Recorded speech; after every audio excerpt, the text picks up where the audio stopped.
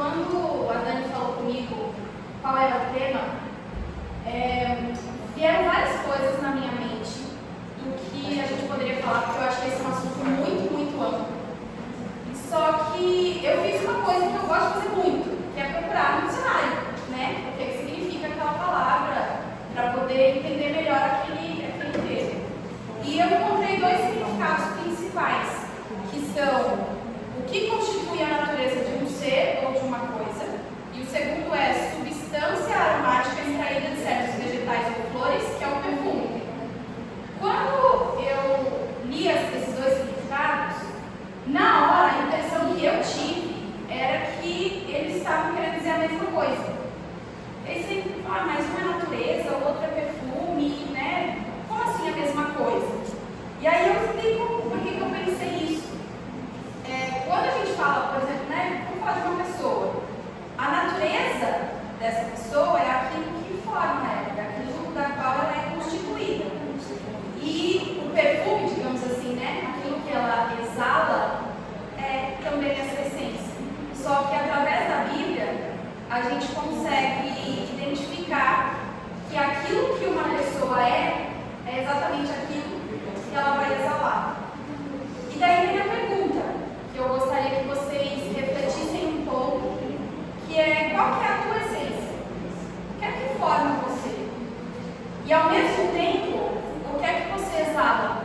O que é que você transborda e transmite para o outro? Essa reflexão é uma reflexão pesada, assim, complexa para a gente fazer.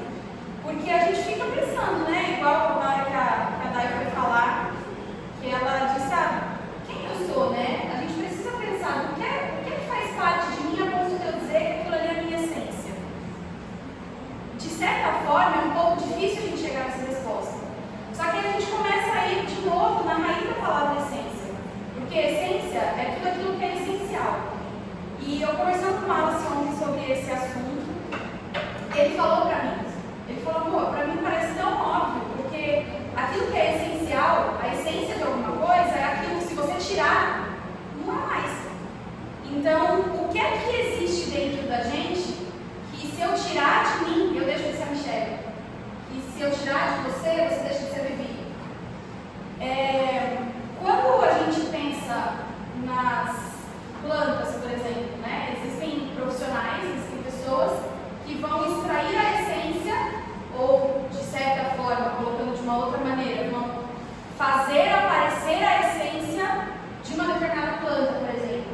Existe um processo para isso. Esse processo, ele geralmente inclui você extrair todo o resto. Para você encontrar a essência de alguma coisa, você precisa tirar tudo que sobra. Então, de uma planta, você vai tirar todas as partes dela, todas as fibras, tudo aquilo que não faz parte da essência vai sair. E aí a essência vai aparecer.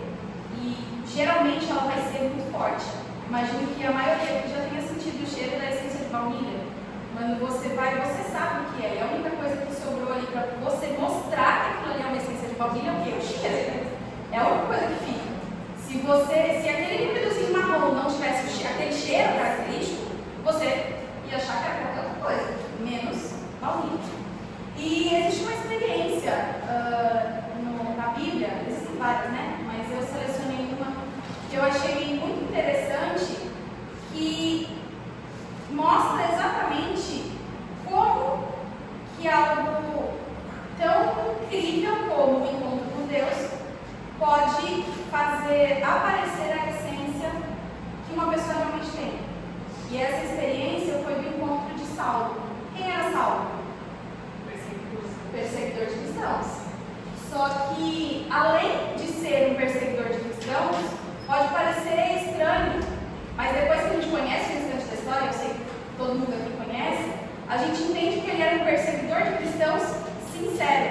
Essa era a essência dele, ele era sincero. Ele queria fazer tudo aquilo que tinha sido ensinado, e aquilo para ele era a maneira de adorar a Deus. Ele achava que ele estava fazendo o trabalho de Deus, então ele era sincero. E naquele momento, no caminho para Damasco, quando ele conversa, ele vê Jesus, ele conversa com Jesus, e ele começa a compreender tudo aquilo que estava acontecendo na vida dele, tudo aquilo que ele estava fazendo de errado, ali, naquele momento, Deus tirou tudo aquilo que não era dele e deixou só a essência, que era a sinceridade. E ele se tornou o maior apóstolo, praticamente, que o cristianismo conhece. Só que esse ponto, essa forma de você fazer brotar a essência, ou fazer aparecer a essência de alguém ou de alguma coisa, não é fácil. Porque, vou pegar um outro exemplo aqui também, que vai ficar muito, muito claro. Acho que a Solange vai ser a primeira que vai pensar nisso aí por causa da nutricionista, né? Talvez a Levi também, porque cozinha.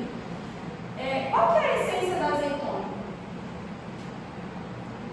É para vocês responderem mesmo. Qual que é a essência da azeitona? O azeite. E como é que a gente faz para pegar o azeite?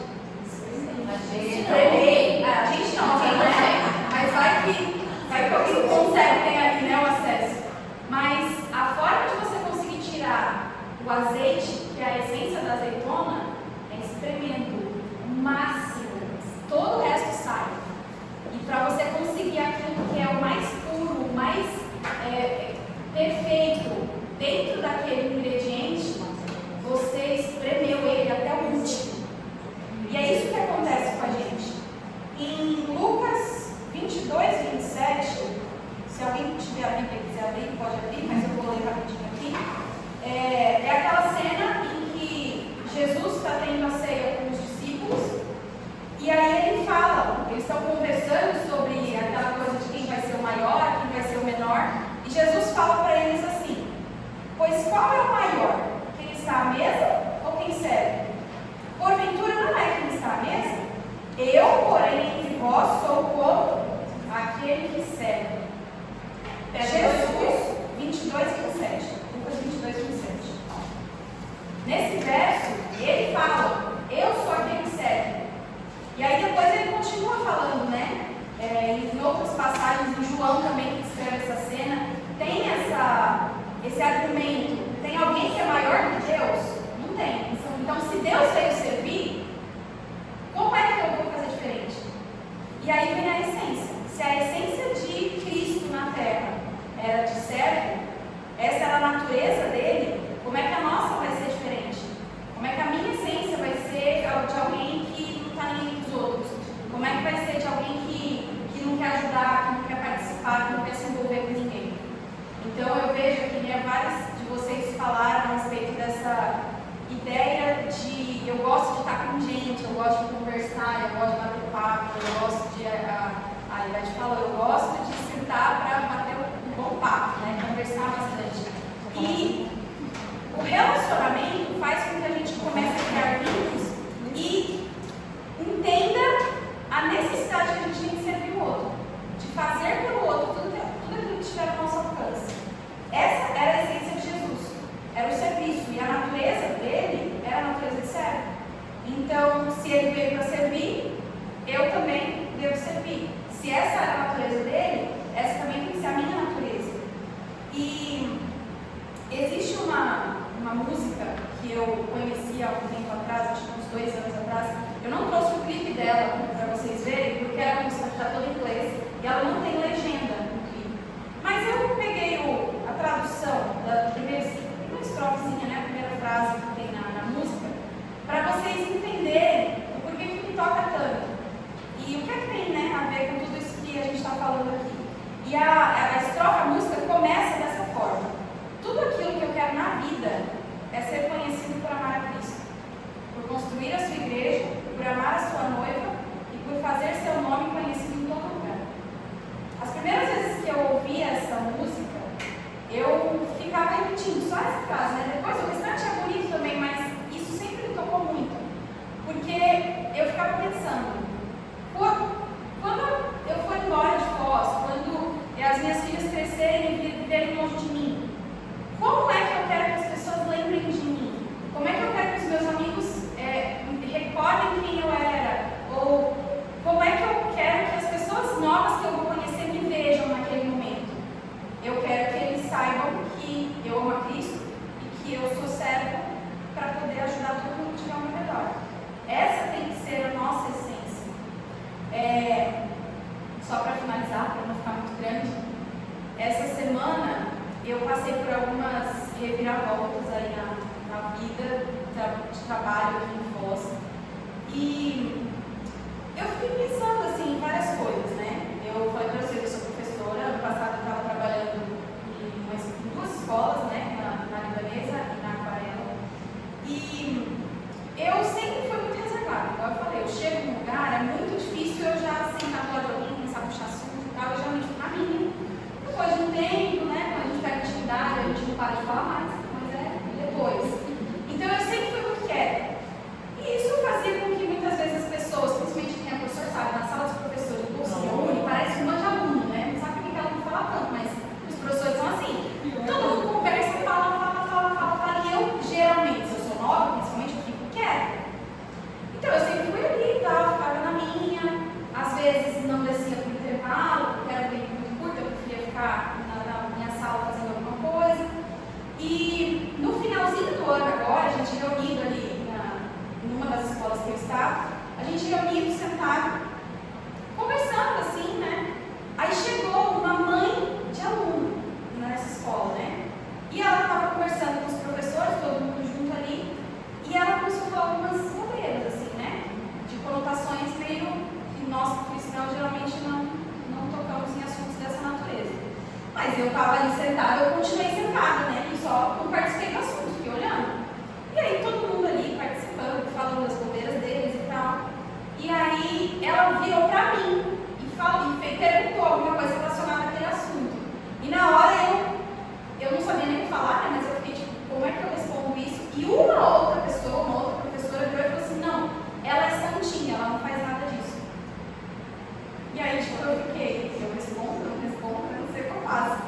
E aí eu, né, não falei nada e tudo mais, e eu fiquei pensando, porque muitas vezes, nós como pessoas da igreja, até mesmo outras de outra denominação, né? Não é só a adventista que passa por isso, mas geralmente nós somos olhados de uma maneira diferente.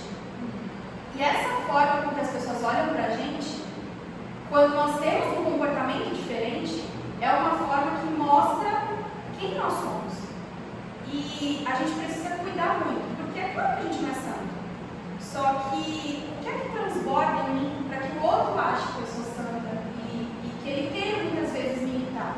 A gente fica com medo de falar assim, ah não, mas a gente tem só que olhar para Cristo e acabou. Só que Paulo falou isso, né? Me imita, porque eu estou imitando a Cristo. Então a gente precisa chegar a tal ponto da nossa essência ser Cristo, ser a natureza de Cristo, que as outras pessoas vão olhar para nós e vão falar assim, eu posso seguir ele, porque ele está seguindo a Cristo.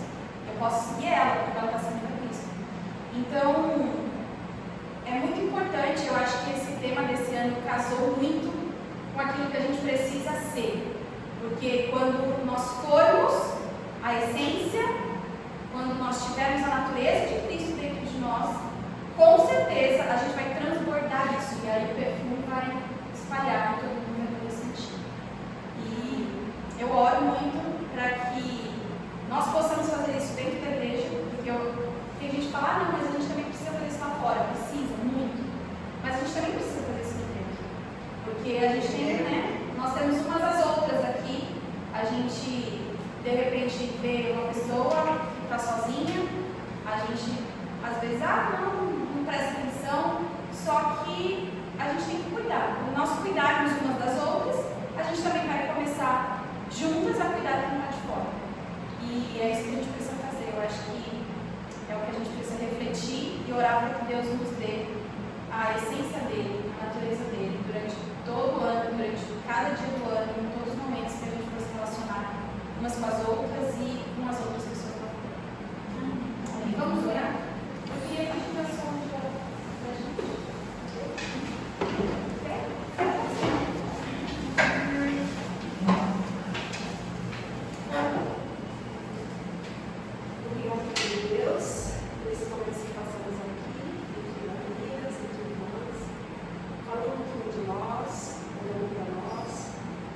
Senhor Deus, tentando entender as pessoas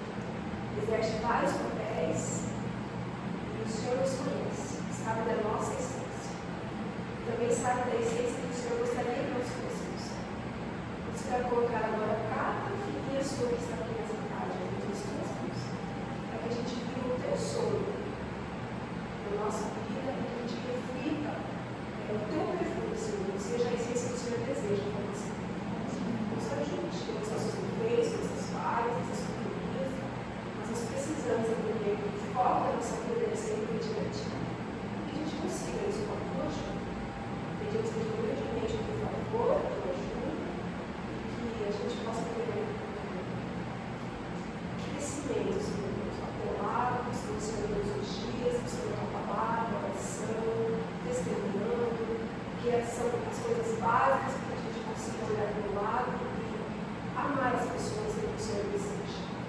E os use grandemente. São esses que nós discutimos nesse momento, aqui na vida de cada mulher que está aqui, nas nossas famílias, que precisam de mais do Senhor também. São esses que pedimos em nome de Jesus. Amém. A Ivete quer falar?